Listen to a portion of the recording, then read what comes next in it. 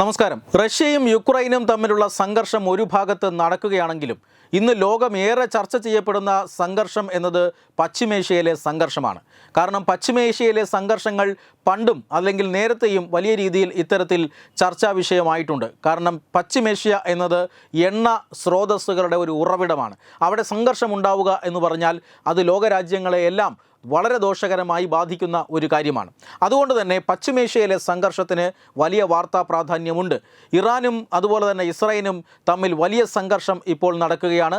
ഇസ്രായേലിന് ഭീഷണിയായി ഇറാൻ ആണവായുധം നിർമ്മിക്കുന്നുവെന്നും ഒരു സുപ്രഭാതത്തിൽ ഇസ്രായേൽ എന്ന ചെറിയ രാജ്യത്തെ ഇല്ലാതാക്കാനുള്ള എല്ലാ തയ്യാറെടുപ്പുകളും ഇറാൻ നടത്തി വരികയാണെന്നും ഇസ്രായേലിൻ്റെ നിലനിൽപ്പിന് ഇറാൻ ഭീഷണിയാണ് എന്നും കാണിച്ചുകൊണ്ടാണ് ഇസ്രായേൽ പ്രധാനമന്ത്രി നെതന്യാഹു ഇറാനെ ആക്രമിക്കാനുള്ള ഉത്തരവ് നൽകുന്നത്.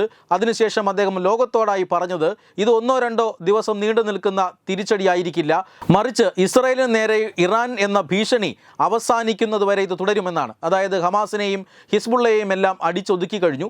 ഇനിയിപ്പോൾ ഇറാനെ കൂടി നശിപ്പിച്ചു കഴിഞ്ഞാൽ സ്വസ്ഥമായി ജീവിക്കുക എന്നതാണ് ഇസ്രായേലിൻ്റെ ലക്ഷ്യം. അതിൻ്റെ ഭാഗമായിട്ടാണ് ഇറാനെ ഇസ്രായേൽ ഈ സമയത്ത് ആക്രമിക്കുന്നത് എന്നതാണ്.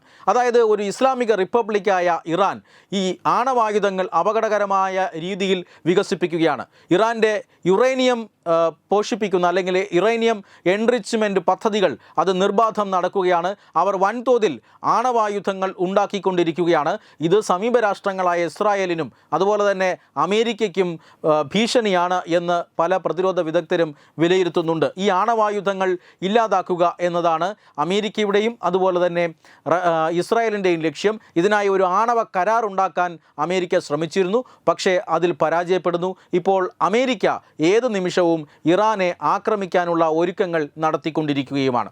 ആ സമയത്താണ് അമേരിക്കയുടെ ഇൻ്റലിജൻസ് മേധാവിയായ തുൾസി ഗബാറും അമേരിക്കയുടെ പ്രസിഡന്റ് ഡൊണാൾഡ് ട്രംപും തമ്മിലുള്ള ഒരു പരസ്യമായ അഭിപ്രായ വ്യത്യാസം ചർച്ചയാകുന്നത്. അത് വെറുമൊരു അഭിപ്രായ വ്യത്യാസമല്ല, ഈ യുദ്ധത്തിൻ്റെ കാരണത്തെക്കുറിച്ച് തന്നെ ചോദ്യം ചെയ്യുന്ന ഒരു വലിയ അഭിപ്രായ വ്യത്യാസമാണ്.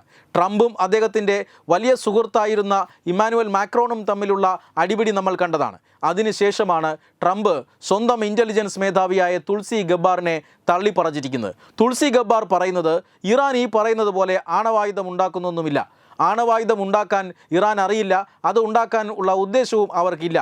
അവരുടെ ഈ യുറേനിയം എൻറിച്ച്മെൻ്റ് ഒക്കെ നടക്കുന്നത് അത് ഈ സിവിൽ ആണവ പദ്ധതികളാണ്. അതായത് ഊർജ്ജ ആവശ്യത്തിന് വേണ്ടിയിട്ടാണ്, വൈദ്യുതി ഉണ്ടാക്കാൻ വേണ്ടിയിട്ടാണ് ഈ ആണവ റിയാക്ടറുകളൊക്കെ ഇറാൻ സ്ഥാപിച്ചിരിക്കുന്നതും അവിടെ യുറേനിയം സമ്പുഷ്ടീകരിച്ചു കൊണ്ടിരിക്കുന്നതും. ഇല്ലാതെ ആണവായുധങ്ങളൊന്നും തന്നെ ഇറാൻ്റെ പക്കലില്ല എന്ന് പറയുന്നത് അമേരിക്കൻ ഇൻ്റലിജൻസ് ഏജൻസിയുടെ മേധാവിയാണ്. തീർച്ചയായും ലോകം തന്നെ ഒരു വലിയ ചോദ്യം ചിഹ്നത്തിൻ്റെ മുന്നിലായിപ്പോയി. കാരണം എന്തിനു വേണ്ടിയാണ് പിന്നെ ഈ യുദ്ധം? ആണവായുധം ഇറാൻ ഉണ്ടാക്കുന്നു എന്ന് പറഞ്ഞിട്ടാണല്ലോ ഈ ആക്രമണം. പക്ഷേ അമേരിക്കയുടെ ഇൻ്റലിജൻസ് മേധാവി തന്നെ പറയുമ്പോൾ പിന്നെ എന്തിനു വേണ്ടിയാണ് ഈ യുദ്ധം എന്ന ചോദ്യം വരുന്നു. അതുകൊണ്ട് തന്നെ അമേരിക്കൻ പ്രസിഡന്റ് ഇൻ്റലിജൻസ് മേധാവിയെ തള്ളുന്നു. അതായത് തനിക്ക് കിട്ടിയ അല്ലെങ്കിൽ തൻ്റെ ഇൻ്റലിജൻസിൻ്റെ ആ നിഗമനം അത് തെറ്റാണ്. ഇറാൻ്റെ പക്കൽ വളരെ വിനാശകരമായ ആണവായുധമുണ്ട്. ട്രംപ് ഇതിനൊരു മറുചോദ്യം ചോദിക്കുന്നുണ്ട്. ഇറാൻ എന്നത് ലോകത്തിലെ ഏറ്റവും വലിയ എണ്ണ നിക്ഷേപമുള്ള രാജ്യങ്ങളിലൊന്നാണ്. അത്രമാത്രം എണ്ണ ഇറാൻ്റെ പക്കലുണ്ട്. എന്തിനാണ് പിന്നെ ഈ ആണവോർജ ഏജൻസികൾ അല്ലെങ്കിൽ ഈ ആണവോർജ വൈദ്യുതി നിലയങ്ങൾ എന്തിനാണ് എന്ന ചോദ്യമാണ് ട്രംപ് ചോദിക്കുന്നത്. തീർച്ചയായും ഇറാന് വളരെ എളുപ്പത്തിൽ വളരെ വില കുറഞ്ഞ രീതിയിൽ തന്നെ വൈദ്യുതി ഉൽപ്പാദിപ്പിക്കാൻ ആവശ്യമായ എണ്ണയും പ്രകൃതിവാതകവും എല്ലാം ഇറാൻ്റെ കയ്യിലുണ്ട്. പിന്നെ എന്തിനാണ് ഈ ആണവ റിയാക്ടറുകൾ എന്ന ചോദ്യമാണ് ട്രംപ് ചോദിക്കുന്നത്. അതൊരു പരിധിവരെ സത്യവുമാണ്. അതുകൂടാതെ ട്രംപ് പറയുന്നത് ഈ ഇറാൻ്റെ ആണവ ആയുധങ്ങൾ അത് പിടിച്ചെടുത്ത് നശിപ്പിക്കുക അല്ലെങ്കിൽ ഏതെങ്കിലും രീതിയിൽ ബോംബിട്ട് നശിപ്പിക്കുക എന്ന് പറഞ്ഞാൽ അതത്ര ലളിതമായ കാര്യമല്ല. കാരണം ഈ ആണവായുധങ്ങൾ സൂക്ഷിച്ചിരിക്കുന്നത് ഭൂമിക്കടിയിൽ വളരെ ആഴത്തിലാണ്. ഒരു വലിയ പർവ്വതത്തിൻ്റെ അടിയിലാണ് ഇറാൻ ആണവായുധങ്ങൾ ഒളിപ്പിച്ചിരിക്കുന്നത് എന്നാണ് അമേരിക്ക പറയുന്നത്. ഈ ആണവായുധങ്ങളെ നശിപ്പിക്കണമെങ്കിൽ സാധാരണ ലോകരാജ്യങ്ങളുടെ കയ്യിലുള്ള ബോംബുകളൊന്നും തന്നെ പോരാ. അതിന് അമേരിക്കയുടെ കയ്യിലുള്ള ബങ്കർ ബസ്റ്റർ ബോംബുകൾ തന്നെ വേണം. അത് പ്രയോഗിക്കുക എന്ന് പറഞ്ഞാൽ ഒരല്പം കടന്ന കൈ കൂടിയാണ് എന്ന് അമേരിക്കയ്ക്കറിയാം. അതുകൊണ്ട് തന്നെയാണ് ഈ യുദ്ധത്തെ അതിനിർണായകമായ ഒന്നായി ട്രംപ് കാണുന്നത്.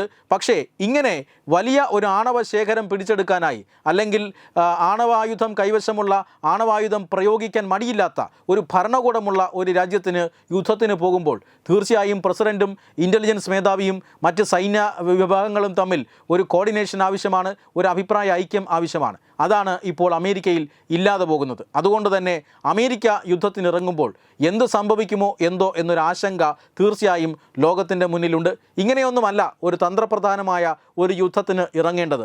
ഇങ്ങനെ ഇൻ്റലിജൻസ് മേധാവിയും പ്രസിഡൻറ്റും സൈനിക തലവന്മാരും തമ്മിലുള്ള അഭിപ്രായ വ്യത്യാസം ഇങ്ങനെ നിലനിർത്തിക്കൊണ്ട് ഒരു രാജ്യത്തിന് എങ്ങനെയാണ് യുദ്ധത്തിൽ വിജയിക്കാൻ കഴിയുക എന്ന ചോദ്യവും പലരും ഉയർത്തുന്നുണ്ട്. അതുകൊണ്ട് തന്നെയാകാം അമേരിക്ക ഇറാൻ ഇസ്രായേൽ സംഘർഷത്തിൽ ഇടപെടാൻ വൈകുന്നതും. വെബ് ഡെസ്ക് തത്തുമൈ ന്യൂസ്.